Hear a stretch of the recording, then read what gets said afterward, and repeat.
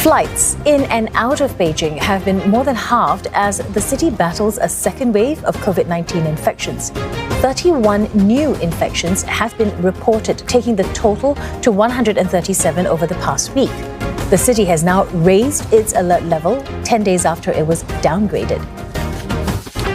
As investigations continue in Beijing into the source of the outbreak, no potential source is being overlooked. Now, even salmon has come under scrutiny after traces of the virus were found on a chopping board used for fish at the Xinfadi market. And despite that, there's skepticism that this is the source.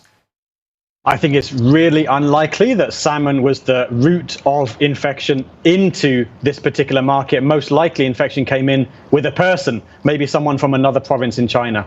So it could be one of the workers had COVID-19, maybe very mild infection and coughed or just breathed out, and that's how the contamination got onto the chopping board. They tested the fish and they didn't find any virus on fish. We know mostly it's spreading through prolonged close contact with infected people, but it's a possibility, and we do need to be a little bit careful with the environment, handrails, door handles and so on. But I don't think we're going to get infected by eating fish. Just today, they said that they think this outbreak may have started back in May and may have been going undetected for a few weeks already. So I think now we're going to see a very rapid response. I would not be surprised if the whole city of Beijing goes into a lockdown. And I would not be surprised if cases are identified in other parts of China, and maybe other cities in China would also need to respond.